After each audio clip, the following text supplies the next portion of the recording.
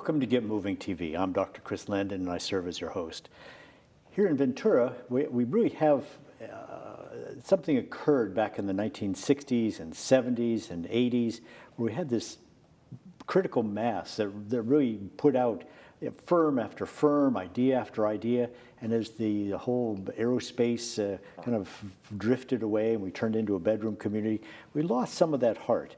And with me today is Martin Shum, who's making that heart beat again, a little electric shock to get us going. But for the last 3 years, you've been having, or the third year coming up, you have an event.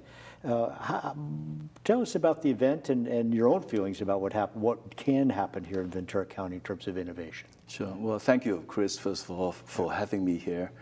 Kind of interesting. I started 2 companies in my past, and all in Ventura County, one in 1987 and one in 1998.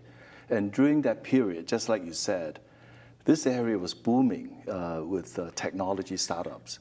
Milken Institute actually publishes a report called the Best Performing Cities, the 200 metro areas in the country that they rank. And in that period, Ventura County as a metro area were amongst the top 10% of the 200 cities. 2008, with a crash, we dropped down to 186 out of 200. And I looked up the report from last year, 2016 report, and we dropped down 12 places from 100 to 112. So we're still in the kind of the bottom of the barrel. It's a shame. You know, we had a lot of energy back then. I call them startup DNAs. You know, there was a lot of that. Somehow we've lost it. So, you know, as a retired entrepreneur, I'm trying to help. I think I'd like to find a way of restarting that somehow. I think there are a lot of activities going on with the colleges. You know, Cal Lutheran, they have a class on entrepreneurship. I think Channel Island has one as well. And we see a lot of young kids who are interested in being entrepreneurs. But, you know, it is a really tough job to start a company. Well, I see, you go to Starbucks and you see so many people with their yellow pads and their cups of coffee and they're writing like crazy and they really never go anywhere. It really does take a conglomeration of leaders in business, people who've been through it, who've know what an entrepreneur works 25 hours a day. We had we were at 365 at one point, and what it is, a 365-day a year job.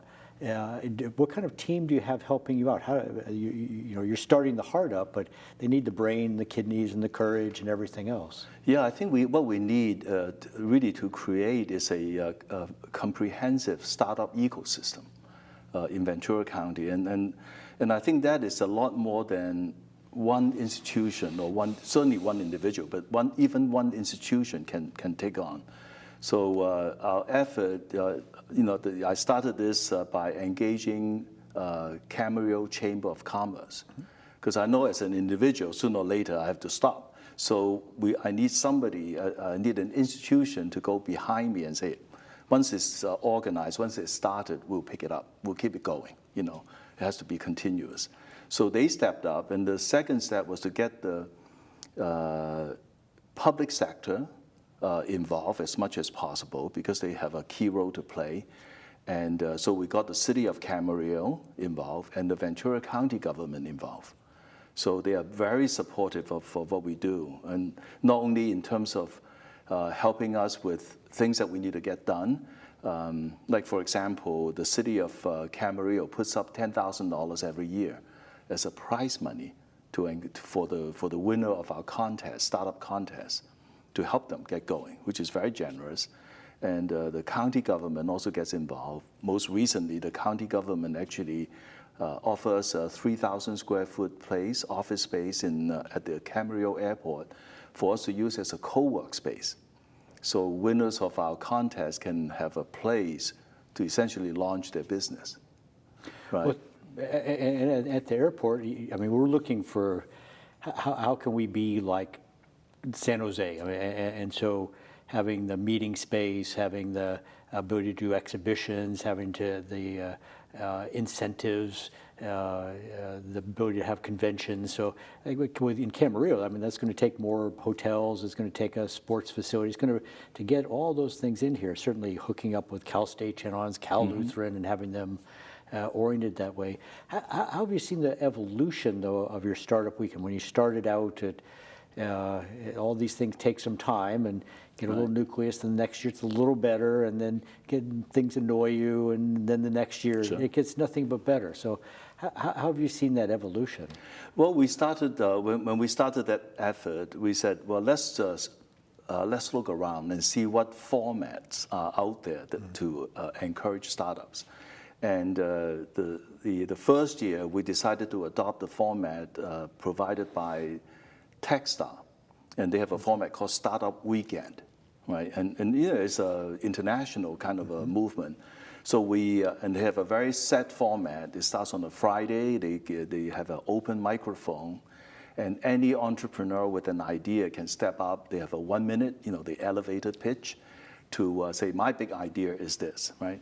And then out of all the ideas presented on Friday, a finite number is picked by the audience. So it's a popular voting system.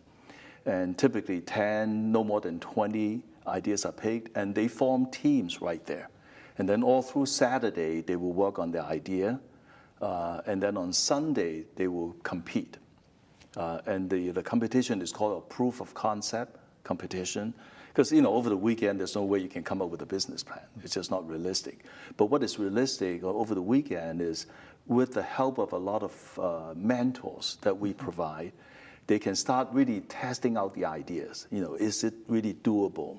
Is there enough? Is there technology out there that can make it happen?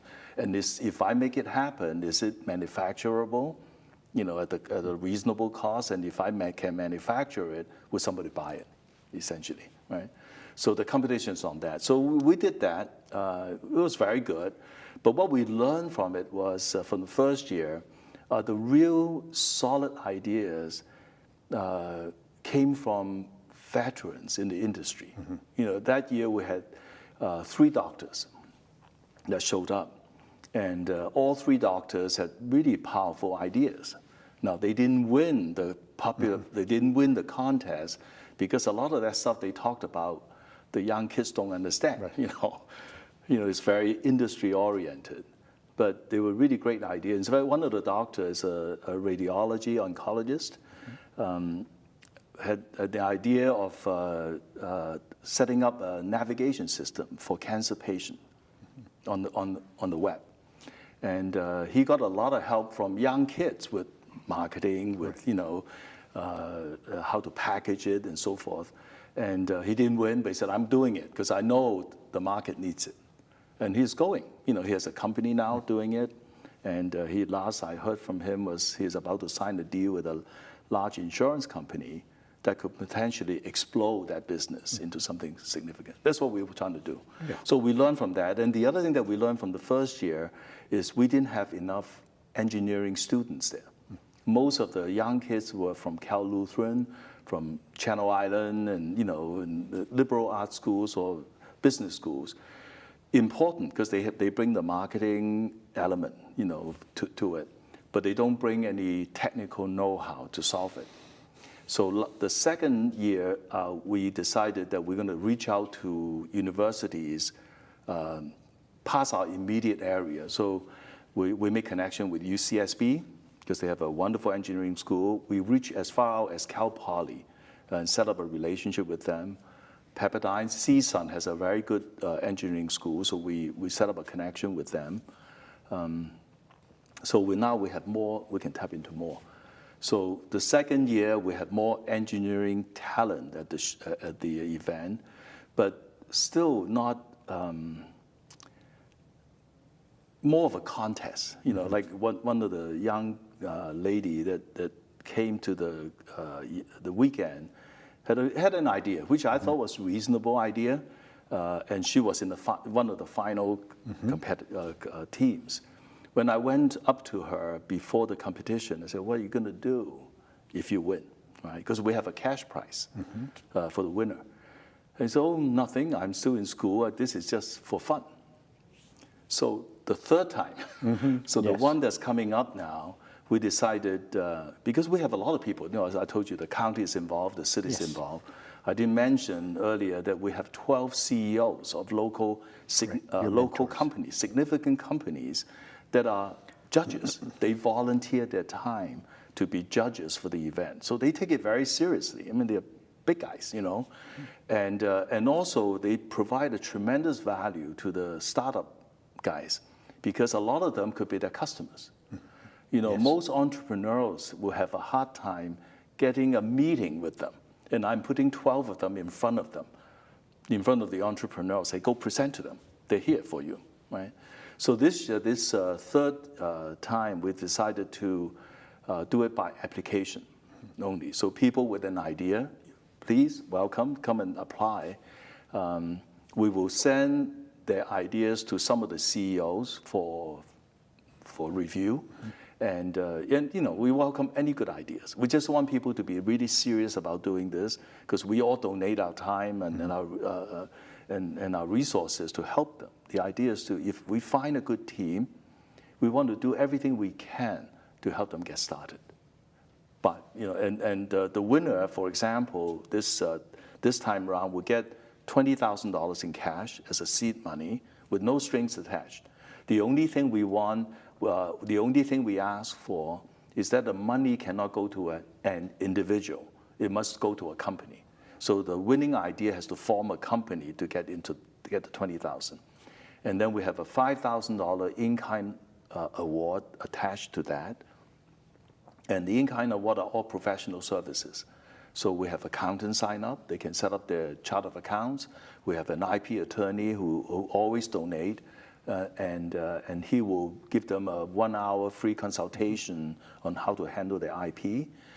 We have corporate attorneys sign up to help them set up their business, incorporate their business, set up a stock option plan, or design a cap table, capitalization table, so they can create their own currency.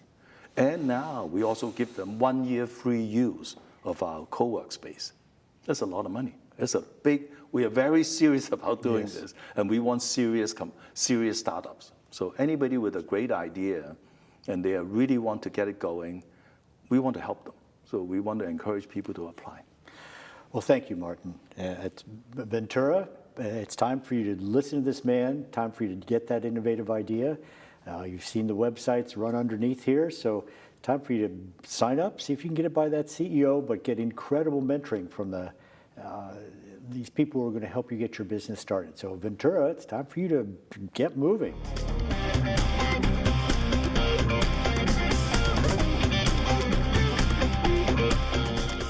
Ventura, welcome back.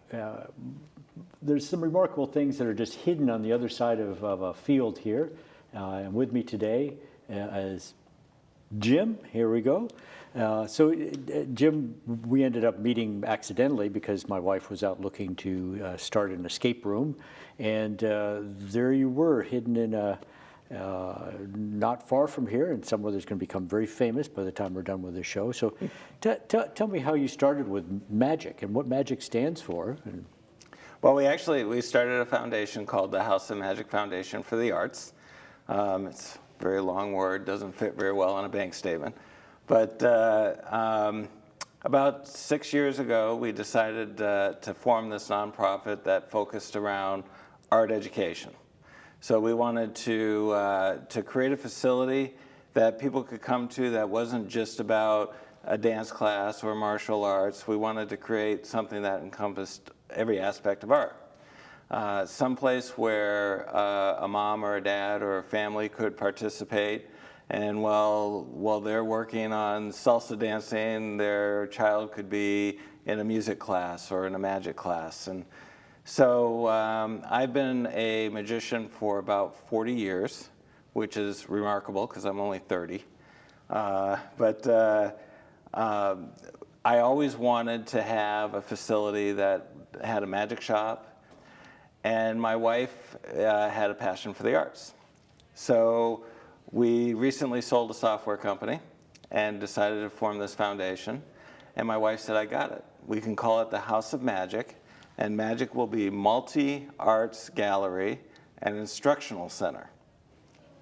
Therefore, we have a home for every aspect of art. We're Ventura's hidden little gem right across the field. And we don't want it to be hidden. So, No, we don't. So we were talking a little earlier, just so social marketing being what it is. So what kind of how are you getting out there? Well, we've tapped into the Facebook and Instagram. We have several different websites to kind of work on the various classes that are going on. So instead of putting everything under a single umbrella, for example, we have the House of Magic, which is our main website, which, by the way, is thomagic.org. Easy to remember. And we have a website for our improv. So we try to tap into a lot of websites that can link back and create better SEO. We rely heavily on word of mouth. We do a lot of public performances so that we can bring awareness to what it is we're doing. But it's amazing because we'll go to places, and I always wear a shirt that has something with magic on it. We'll go to places and people will go, oh, the magic house. And it's like, well, the House of Magic, but yes. And they're like, I heard about you. And then the conversation kind of stops. And it's like, okay, but what? You know, why did you not come down? Why weren't you curious? So it's been a challenge to really try to get that word out there about what we do. And basically our mission statement is to support the arts through the hearts of the community by making the arts accessible to anyone who wishes to learn, seek, explore, or achieve the arts in all its form. So we want the arts to be accessible to everybody, regardless of your ability to pay, regardless of your race, creed, economic status. It doesn't matter. If you're interested in it and you seek it, we want to be able to make it available to you. So in terms of the art classes, what days of the week is it available? Just at 10 in the morning, or how late are you guys open? Well, I was listening to your previous guest, and he was talking. You were talking about 365 and 25 hours a day. That's my schedule. Our classes operate throughout the day. We have classes that go on until 9 o'clock at night. So you need to check the website to see about what the schedule is for the class. But we have some classes that will start at 8 in the morning for aerobics or whatnot. We have salsa dance classes that go on Wednesday nights. We have improv classes. So it's all schedule-based. Our doors aren't necessarily 9 to 5. And if there's a class that needs to be held at 10 o'clock at night, our doors will be open to be able to facilitate that class. Now, I've seen the theater, Yes. and we're showing pictures My of it as pride we and speak joy. there. So how many does that seat? So if I'm a family, I want a reunion, I want to show slides, and I want to rent the place, how many people sit there? Does it have a great sound system? Tell us a little bit about the theater part. We're very proud of the theater and its technology. We are able to project a movie. We have all LED lighting. We have electronic curtains. We have a 32-channel soundboard, which it doesn't need, but we have it anyways. We also have a working studio for a production studio with a data switcher and everything, so we can film your event if you'd like. But depending on how we configure the theater, we made it so that we could set it up with round tables, which in that case would seat about 60 people, or we can do theatrical seating, which will hold about 90 people. So depending on the type of event you want, we can configure it in multiple different ways. And but above all, it's the Magic Theater. It's where I get to do my shows. So Tell us about your shows. And I've known Paul Dwork, of course, forever because of the pharmacy. Yes. And he'll have a fundraiser. He had one for our project with kids with Down syndrome and autism. We'll talk about your interest about that later. Yeah. So what kind of shows? Trying to lure children into magic here? Or? Yeah, we have, once a month we do a comedy show. It's an improv show. And so the students that participate in the class have an opportunity to be able to present what they've learned on stage. They get selected based on their abilities. And we do a kids improv class as well, and they do a quarterly show. We have a magic camp, so the kids on a quarterly basis have an opportunity to get up on stage and perform. And that's really the beauty of our facility, is you don't only have the place to learn, but you also have a place to be able to showcase it. And not everybody wants to do that. Some people are a little intimidated about getting up on the stage. But we've just recently launched a sitcom class where the kids are learning how to act in a sitcom, and then we film it in front of a live audience. And that will be up on a YouTube page so that they actually get an IMDb credit for participating in the sitcom. And so it's a really exciting venture. And so there's lots of, we have hypnotists that come in periodically, we have mentalists that come in and perform. So it's a variety of entertainment that you can see on our stage. And it all showcases the things that you can learn in the facility. Well, of course, my bent is towards medicine. Yes. And you and I were talking, and I go, well, I have this project that I need to get done, which is we had a man undergo surgery for his hand, a graft for his hand, and he's in Chad. And once his hand is freed up, we're going to have to cut into every single knuckle, and he needs to undergo physical therapy, and he needs to do that every day, and he cannot stop. And how can we do this with telemedicine and so forth? And you start talking, well, you know, I've done some things around hands and therapy, and did you guys end up with a book, or who were you working with? Actually, David Copperfield came up with a concept called Project Magic. And it was specifically for teaching therapeutic magic to patients so that it gives them something fun, exciting, engaging, and it also gives them the ability that by the time they're done, they're able to do something that most people can't do. And so we've developed a series of tricks that can be done, if it's the case with the hands, then we've developed some tricks that they can do that help provide therapy to the hands. One of the great things about magic is people think of it as you know, something you go to see, and you watch on a stage and somebody vanishes an elephant. But magic, it helps with your fine motor skills. It helps people become ambidextrous. It helps with memory, because there's a lot of tricks that involve memory retention and things of that nature. So it can be incorporated in so many other ways. Every job I've ever gotten in my life has been because of my magic. I became an internal auditor for a diocese. He wanted to know how I was going to go in and audit the church's books. And I said, well, it's easy, I'll show you. I took his cigarette and I made it disappear. He wasn't very happy about the cigarette disappearing, but he was impressed by the fact that, you know, I could do this. And so magic goes beyond the stage. In fact, I brought something with me, if you want to see something real quick with the hands. We have our Eastman Physical Therapy just a couple blocks away. We're going to get you two together. Yeah, you're actually right next door to me. So, yes. I always carry elastics with me. And so one of the things that we've done with therapy is in working with an elastic. So you take the elastic and you can show that it's on the two outer parts of the fingers. And you can see it right there in the camera. And I'll open up my hand and it jumps to the two inner fingers. Now, to make this a little bit more difficult, we're going to wrap a rubber band completely around the fingers. I'll bring my hand down a little bit there. I'm going to wrap the fingers so that the elastic is locked into these two fingers. And just like so, yeah. But you can see that you get the motor skills of the hand having to open and close. And the way this trick actually works... Are you going to get shot by every magician in the United States? David Copperfield revealed this first, so I think I'm safe. Okay, all right. If he did it, everybody by now knows about it.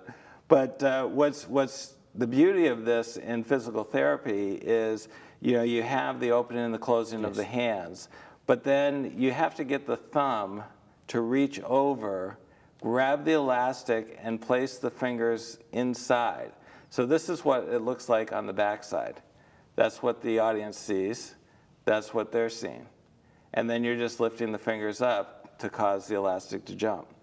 So you're incorporating these motor skills Yes. into the trick. And it's a great, and when they're done, they've accomplished a magic trick that they can show their friends and practice And- over and yeah. over and over without and boredom. it's something that they're not gonna, that other people can't do. And then with Down syndrome, autism, we were talking just a little bit. What kinds of things does magic offer them, or can? I actually have a Down syndrome student that we teach magic to. When I saw him, he didn't communicate very well at all. Did a lot through sign language. And we've been doing this for now about 7 or 8 months, almost a year actually. He remembers every single trick that we have ever done. I will take a trick out of the bag and say, do this for me. And he can repeat every single one. He's much more socially engaged with people now. He's got something that he can bring out. Yes. And so it's an amazing tool to help them feel like they've accomplished something. And it's something that most normal people can't do. And he's up there doing it. He performs at a lot of my shows, in fact. He comes up and he does a trick with me. Excellent. And so it's a great confidence booster. It's a great way to to help you get out of your shell and to really be able to present and promote in front of other people and do something that's unique. Well, Jim, thank you for bringing so much to your community with magic. So, Ventura, it's time for you to get to Startup Weekend or Ventura Weekend. Get serious about business, getting into business, and get yourself down to magic. You're going to be filled with art and amazing, amazing things. Maybe I'll disappear. Who knows? Get moving.